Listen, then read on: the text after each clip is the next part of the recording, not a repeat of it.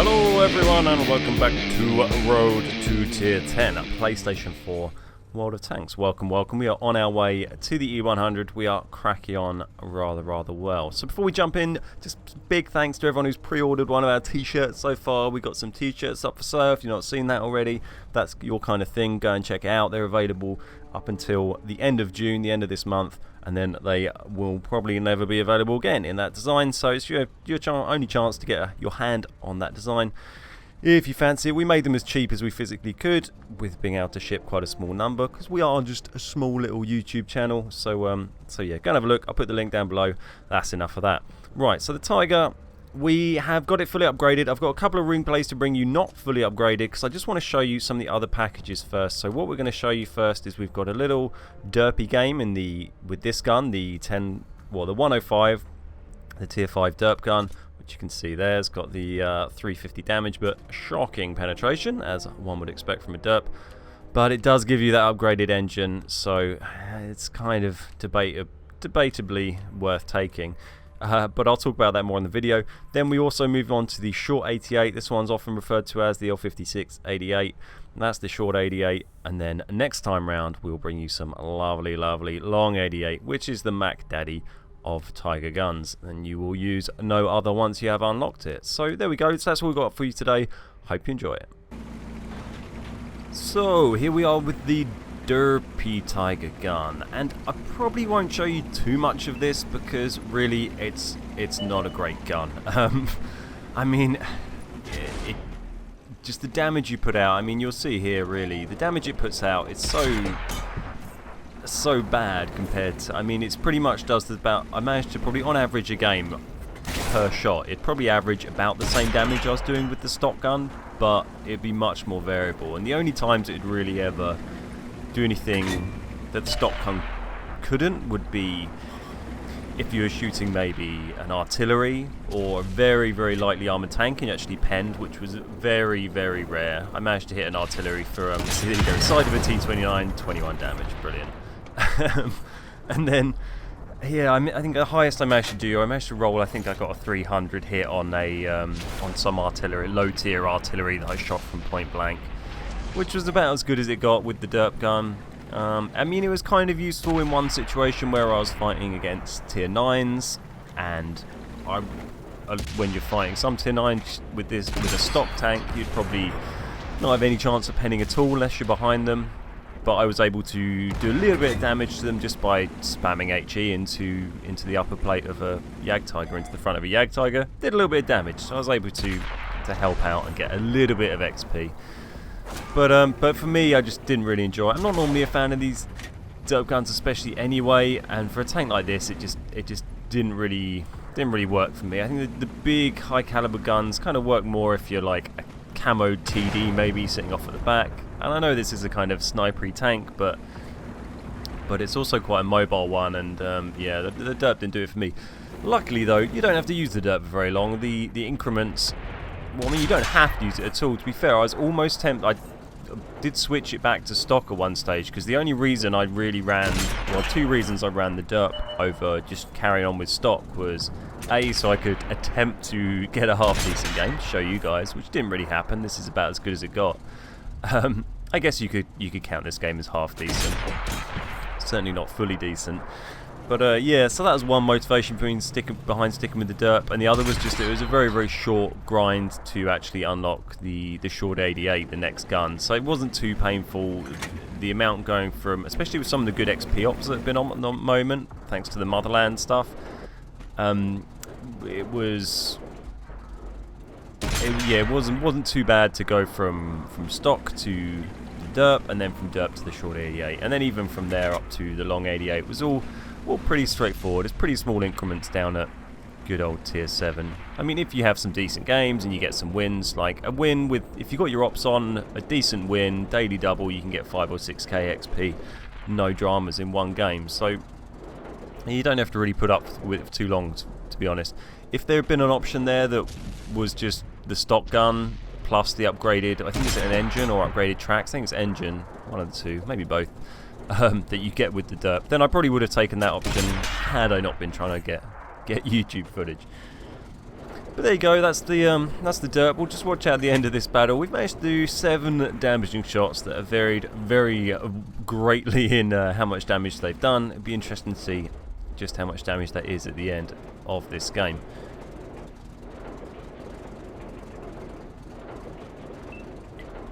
Now, if you're not familiar with derpy kind of guns at all, these are the sort of these are guns that you tend to just fire HE in, really. So they tend to be the large caliber guns that have very low penetration on the shells. So these has, I think it's what, 64 pen, something like that, with standard ammo.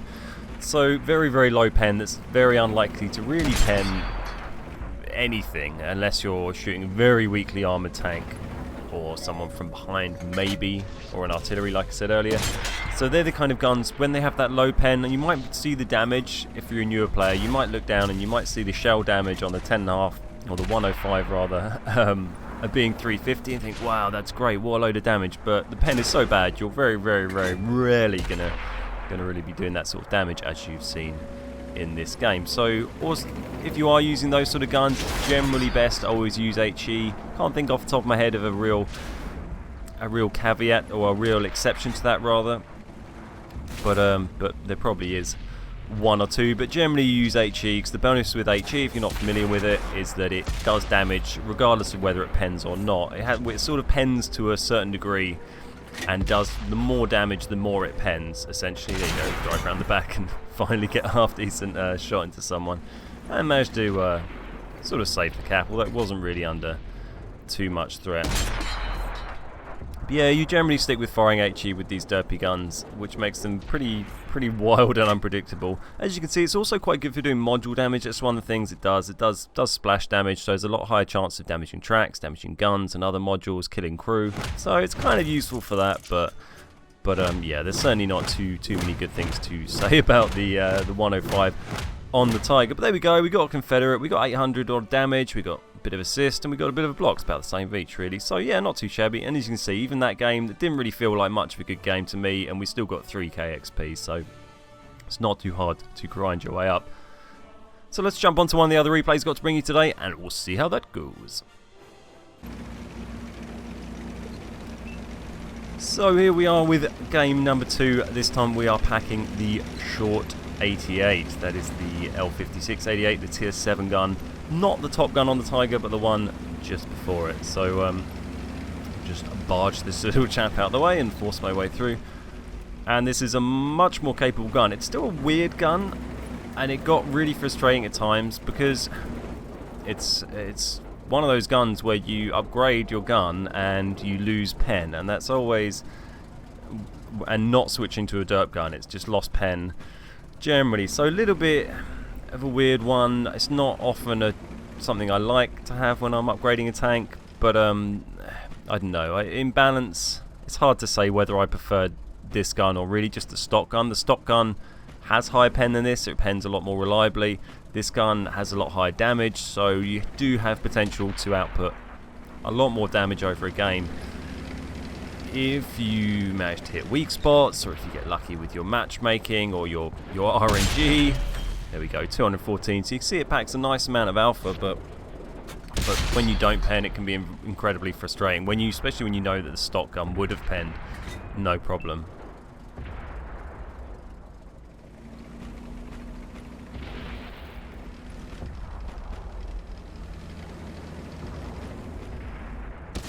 So I tend to always come this way on this map. You normally get a lot of good from either spawn, really. I don't really like fighting in the middle. You can get hit from a lot of angles. I don't really like going on the beach. It can be a bit of a bottleneck. But if you go up here, you get nice shots onto that, where I was shooting up at that guy a minute ago. You get nice shots up onto there, where people like to go quite a lot.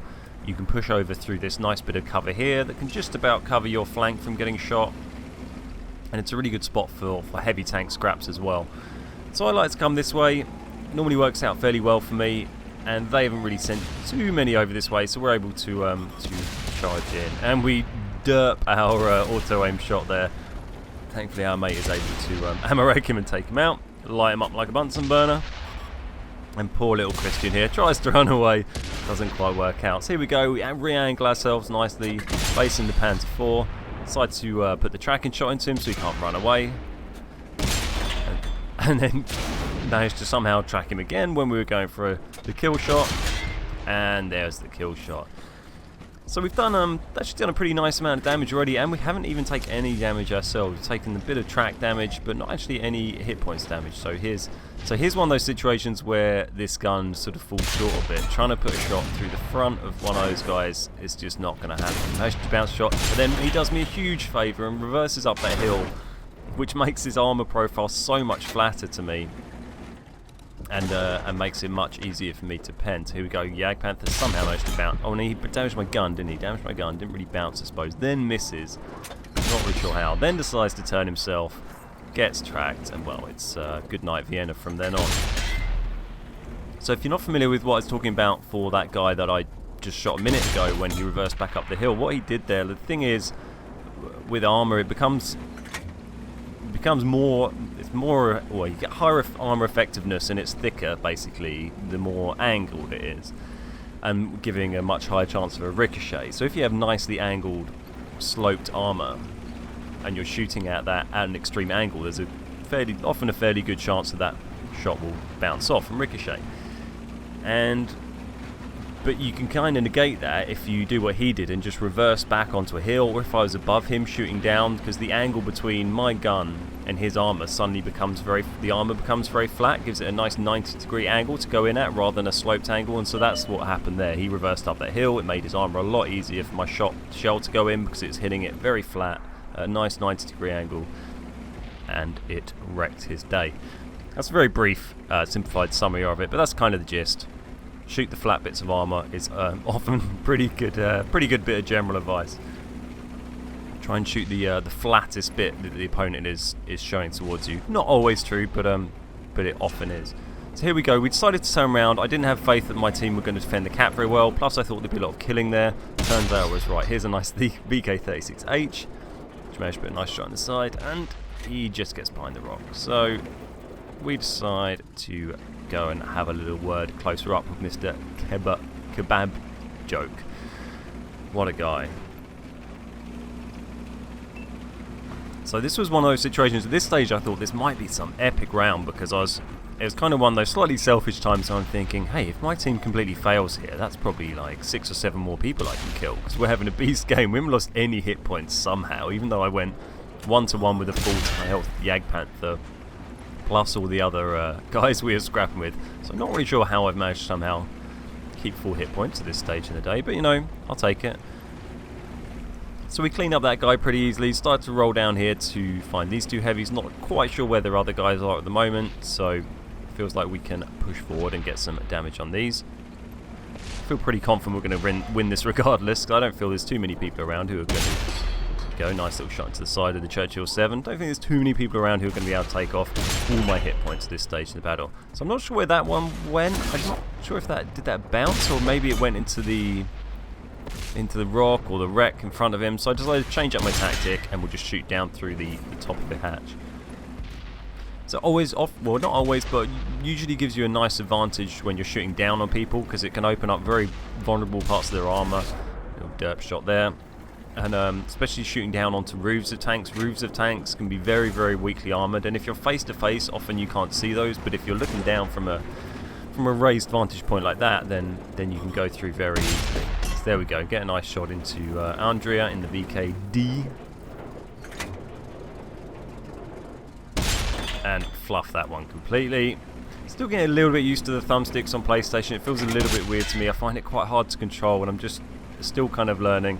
I feel I'm getting better at it, but there we go. Managed to line that up in a bit more nicely. I think the zoomed in sniper shots I find quite tricky on PlayStation at the moment, so I'm much more used to the Xbox control.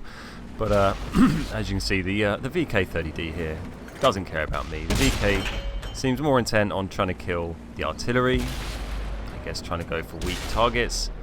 But I mean, you see people do that on low health, and you kind of understand, okay, you get more damage, it's going to get you more XP. But that situation where that VK had a whole load of health, could have done so much more, could have had a bit of a scrap with me, could have tried to carry the game, you know, go for that epic win. Instead, just derped around while I derped some shots. So you can see we got a massive amount of XP for that, thanks to a couple of bots. We got 8,370 XP, nearly 4k damage, or 3.5k damage, and quite a nice amount of blocked as well. So So very nice game there. Probably one of the best, well, probably the best game that I had with the short 88. But that's a better example of it. Sometimes when you're bouncing away, it can be very, very frustrating. But there we go, 1900 base XP, so a very solid game. Very happy with that. Anytime I go over sort of 1500 base, I'm generally pretty happy. Anything over 1800 is a pretty solid game anyway. So there we go. Just wanted to update you on the sort of gun so far on the Tiger and how it's getting on with it. I've gone to the Top Gun now, so I'm smashing out some pretty nice games in that. So hopefully the next video is going to bring you some lovely long 88 fully upgraded Tiger action. Nice one. Alright, well, thank you very much for watching, everyone. Feel free to leave a comment, let me know what you thought of the video down below, and hit that like button if you have not done already. I'd really appreciate that. Anyway, my name is Ben, we are the Beard Guys, and I will see you next time.